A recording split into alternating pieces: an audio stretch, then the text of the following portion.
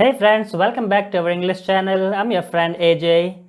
In this video, we will be discussing about a very important topic, that is Jacobian age. Guys, Jacobian age begins from 1603 to 1625 after the great Elizabethan age. हम इस as में बात करने वाले हैं drama और poetry का। जैसे कि हम जानते हैं एलिजाबेथन एज में ड्रामा का काफ़ी बोलबाला था।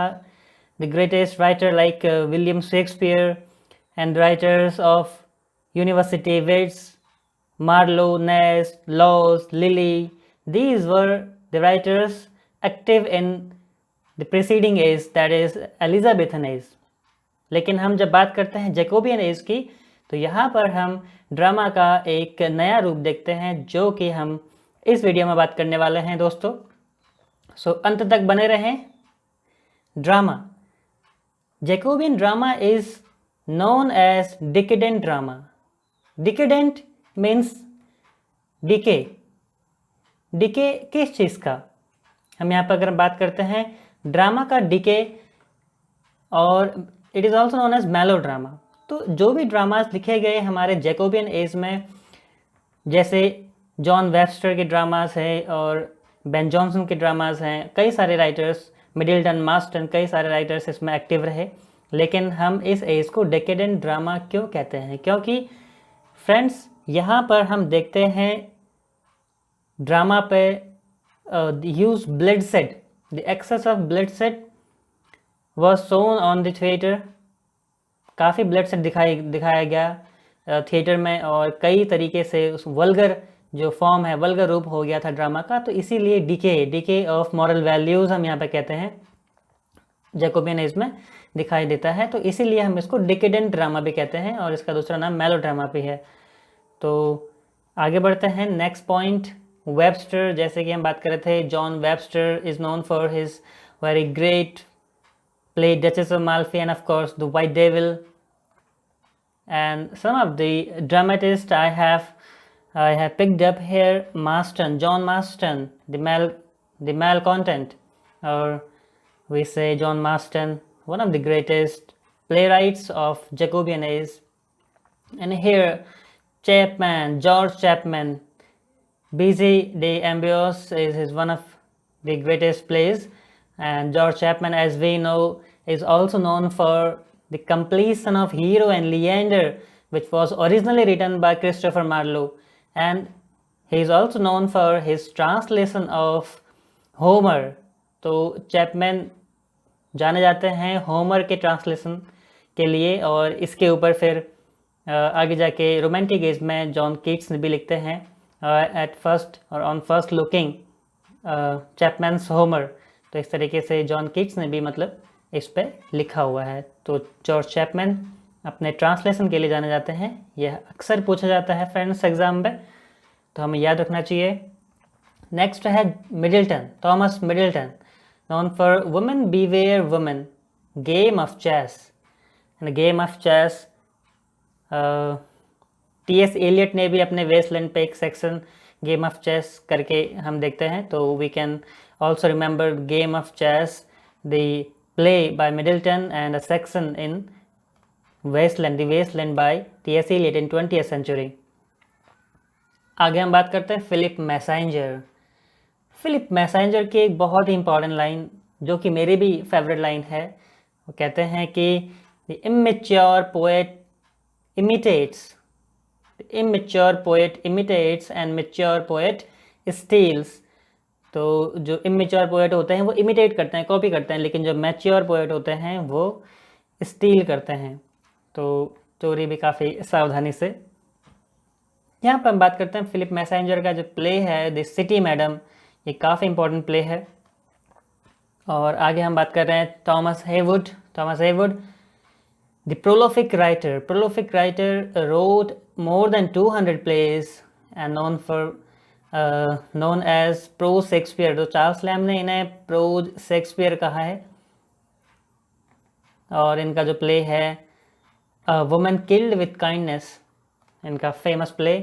आगे देखते हैं Beaumont and Fletcher wrote together the plays like Philoster, The Maid's Tragedy, The Night of the Burning Pestle. So these were the plays written by Bowman and Fletcher together. And John Ford, It's Pity, She's a Whore. तो John Ford का ये play है, कई बार PhD exams में पूछा गया है, तो ये टाइटल हमें याद रखना चाहिए। आगे बात करते हैं। Thomas Dekker wrote the shoemaker's holiday, अक्सर पूछा जाने वाला टाइटल, बहुत इम्पॉर्टेंट है, द शूमेकर्स हॉलीडे। और यहाँ पर बात करते हैं सिरिल टर्नर की। सिरिल टर्नर जाने जाते हैं द एथीस्ट ट्रेजेडी। सो हालांकि उतना इम्पॉर्टेंट नहीं है, फिर भी हमें टाइटल याद रखने चाहिए, क्योंकि किसी भी समय ये एग्जाम्स में कभी भी किसी भी एग्जाम्स में पूछा जा सकता है। Now the next one and the last dramatist James Shirley. James Shirley is known as the last dramatist of Jacobean age. तो इनका जो प्ले है द लेडी ऑफ प्लेजर, बहुत इम्पॉर्टेंट है। तो ये था कुछ key points and some dramatist, the name of some dramatist of Jacobean age. ना बात करते हैं पोएट्री की। जैकोबियन एज में पोएट्री का हम डेवलपमेंट देखते हैं एक नया मूवमेंट से। सो वो मूवमेंट क्या था फ्रेंड्स? Metaphysical poetry. तो मेटाफिजिकल पोएट्री हम देखते हैं जो डेवलपमेंट है वो मेनली हुआ है जैकोबियन एज में। ये इससे सन ऑफ डन भी कहते हैं, यानी कि the poets of metaphysical also called the son of Donne. तो आगे जो पॉइंट है, metaphysical poets are also termed as baroque poets. तो ये इनको हम बरोक पोएट्स भी कहते हैं। बरोक हम यहाँ पे हमें मिल्टन याद आ जाता है, क्योंकि मिल्टन की स्टाइल भी बरोक स्टाइल है। Baroque is just a kind of style.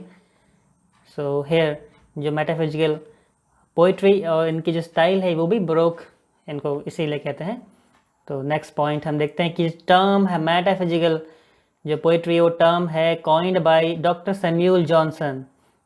Doctor Samuel Johnson in his work life of Cowley written in 1777 and it is the first biography of lives of poet.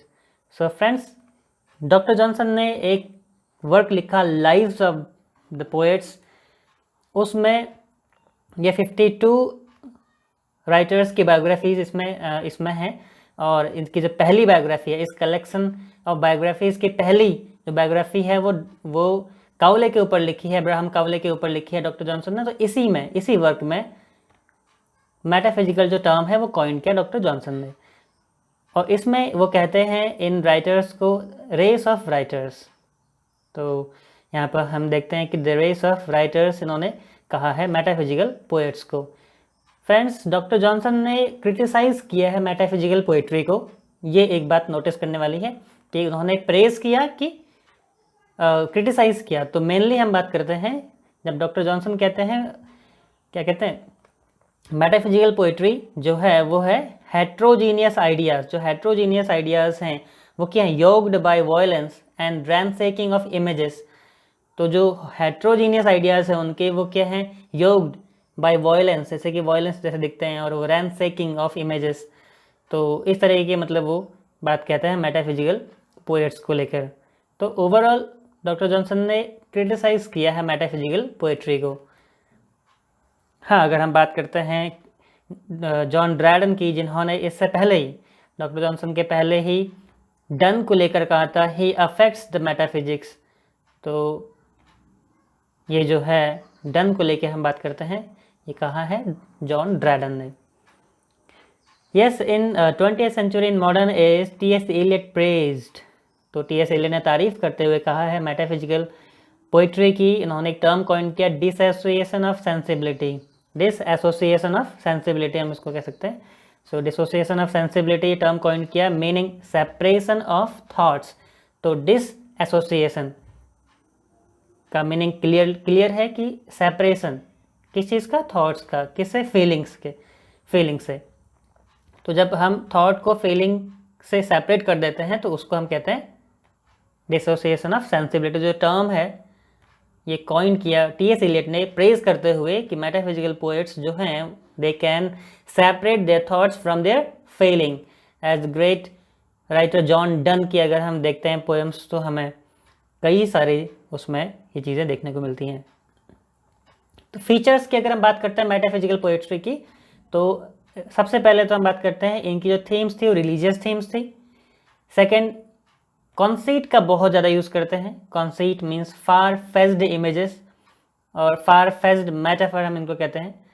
तो फार phased metaphor, दूर के, और बेतुका mail इनको हम कह सकते हैं। जो कंपैरिजन होता है वो काफ़ी दूर का कंपैरिजन होता है। जैसे हम डन की बात करते हैं तो वो कहते हैं कि lovers are the two legs of compass. So lovers को कंपास की दो लेग्स से वो कंपेयर करते हैं, तो इसे कहते हैं यूज़ ऑफ कंसीट। रेटियोसिनेशन, रेटियोसिनेशन फ्रेंड्स होता है आर्गुमेंटेटिव लैंग्वेज और रिवर्स इन आर्गुमेंट्स। तो जॉन डन की हम कैननाइजेशन हमें याद आती है। कैननाइजेशन जो पोएम है आर्गुमेंटेटिव टाइप की पोएम है, तो उसे कहते हैं हम रेटियोसिनेशन। हम यहीं पे बात करते हैं यूज़ ऑफ पैराडॉक्स। तो paradox means self contradictory statement होता है पैराडॉक्स। जैसे कि हमें याद आते हैं death you shall die one day. Again Donne की बहुत famous line, death you shall die one day, कह रहे हैं डेथ से ही कह रहे हैं कि एक दिन तुम you will die. So self contradictory statement यहाँ पे होते हैं। हम बात कर सकते हैं विलियम वर्ड्सवर्थ की जो लाइन है ode on immortality ode, intimation of immortality ode में वो कहते हैं कि child is the father of man. तो यहीं पर child is the father of man, paradoxical line by Wordsworth. बात करते हैं ड्रामेटिक ओपनिंग। इनकी जो ओपनिंग होती थी मेटाफिजिकल पोइट्री की, जो ओपनिंग है वो ड्रामेटिक होती है। और use of figures of speech excessively, तो excessive use of figures of speech करते हैं यहाँ पर मेटाफिजिकल पोइट्री। तो यहाँ पर हम कुछ मेटाफिजिकल पोइट्स की हम बात करने वाले हैं, जैसे John Donne, as we know the king of paradox. Paradox is a contradictory statement होते हैं। और नेक्स्ट हम बात करते हैं points. His poetry is called dramatic lyric. He was a member of Jesuits society. Jesuits एक सीक्रेट सोसाइटी थी जिसके कि एक मेंबर भी थे। और यूज ऑफ कंसीट, एक्सटेंडेड और फार फेज्ड मेटाफर हम कहते हैं। कंसीट का भी बात हुई कंसीट को लेकर, तो जैसे जॉन डन कंपेयर करते हैं। नेक्स्ट है Andrew Marvell. So Andrew Marvell तो his coy mistress carpe diem जो थीम है, carpe diem means live in the moment, live in present. So the time, as we know the time passes, time बीतता जाता है और हम कुछ अच्छा होने की उम्मीद में जो प्रेजेंट है हम उसको जी नहीं पाते हैं। हम हमेशा अक्सर टेंशन में रहते हैं कि आगे what next now. So we are always in this thought that we have to gain so many things and we have to achieve these all. So we always ponder these around these thoughts. So in thoughts को लेकर हम अपना present जो है वो जी नहीं पाते हैं। तो ये कार्पे डीम की थॉट यहाँ पे हम थीम देखते हैं एंड्रू मार्वेल के इस पोम में। तो his coy mistress, carpe diem का मतलब होता है सीज द डे और live in the moment, live every moment of life. तो हर पल हमें जीना चाहिए। ऐसे ही टेनिसन कहते हैं कि I will drink life to the lees, मैं जीवन को आखिरी घूंट तक पीऊँगा और जीऊँगा। तो इस तरीके की लाइन हम देखते हैं। और ऐसे ही कई तमाम लाइन्स हैं पोइट्री की, जैसे grow old with me, the best is yet to be. तो ब्राउनिंग की ये लाइन्स काफ़ी फैसिनेटिंग, हमें फैसिनेट करती हैं, अक्सर हमें मोटिवेट करती हैं। So we should remember these lines, we should quote these lines and speak whenever is needed. So आगे बढ़ते हैं, हम देखते हैं George Herbert. George Herbert is a saint of metaphysical poetry, a Christian poet. He wrote typographical poetry. So typographical जो term है वो हम देखते हैं, वो कहते हैं पैटर्न पोएट्री को, और इसे कंक्रीट पोएट्री भी कहते हैं। सो दोस्तों, टाइपोग्राफिकल क्या होता है, हमारी जो पोएम होती है वो एक अलग डिज़ाइनिंग, जो डिज़ाइन पोएम भी हम इसको कहते हैं। पोएम में एक इस तरीके की जो टेक्स्ट होता है, टेक्स्ट में एक अलग टाइप का पैटर्न बने होते हैं, वो सेम पैटर्न फॉलो करता है। तो इससे हम कहते हैं पैटर्न पोएट्री। कंक्रीट पोएट्री भी हम इसको कहते हैं। तो टाइपोग्राफिकल पोएट्री और इनकी ईस्टर विंग हमें याद आती है। और हाँ, एक और टर्म होता है टोपोग्राफिकल, इसी से मिलता जुलता एक और टर्म है टोपोग्राफिकल। उसका मतलब होता है, वो TOPO होता है टोपोग्राफिकल, उसका मतलब होता है जियोग्राफिकल डिस्क्रिप्शन। तो हम कभी भी किसी भी पोएम में जियोग्राफिकल डिस्क्रिप्शन अगर हम देते हैं तो उसको हम टोपोग्राफिकल पोएट्री कहते हैं। डेनहम इसके बहुत बड़े राइटर हैं जिन्होंने कूपर्स हिल करके एक पोएट्री कलेक्शन लिखा, तो उसमें हम देखते हैं कि वो एक जियोग्राफिकल डिस्क्रिप्शन देते हैं और वो है टोपोग्राफिकल पोएट्री का एग्जाम्पल है। और यहाँ हम बात कर रहे हैं टाइपोग्राफिकल पोएट्री की, TYPO। Typographical poetry pattern poetry भी कहते हैं, और हम इसमें इस तरह के डिज़ाइन हम पैटर्न्स को देखते हैं। नेक्स्ट है Abraham Cowley. Abraham Cowley father of irregular ode, हम देख रहे हैं इंग्लिश ओड के फादर हैं। और आगे मैंने कुछ राइटर्स की लिस्ट दी है, तो रिचर्ड क्रॉसो भी इसमें एक राइटर हैं, Henry Vaughan, Thomas Traherne. So these are the writers of metaphysical poetry, and further minor figures are also there। कुछ minor writers यहाँ पे हम देखते हैं metaphysical poets में एडवर्ड बेनलोस और लॉर्ड हर्बर्ट ऑफ कैंटरबरी और हेनरी किंग, जॉन क्लीवलैंड। हम यहाँ पे इन माइनर राइटर्स को भी देखते हैं। अक्सर वी नो दैट नेट में कई सारे राइटर्स, अननोन राइटर्स आ जाते हैं, तो हम इनको ज़रूर देखना चाहिए, क्योंकि हमें पता नहीं है, नेट का ट्रेंड अक्सर बदलता रहता है। बड़े राइटर्स होते हैं, उनके साथ साथ कभी कभी माइनर राइटर्स को भी पूछ लिया जाता है। So these were the names of metaphysical poets और the list of metaphysical poets. So friends, this is all for today. If you like this video, please do share, comment and like the video. अगर आपको इस video की PDF चाहिए, so you can connect us in our Telegram channel. तो description में Telegram का link आपको available करा दिया जाएगा। So you can also join our Telegram channel where you will find every PDF free of cost of our YouTube channel. So मिलते हैं next video में, तब तक के लिए ख्याल रखें। Thanks a lot.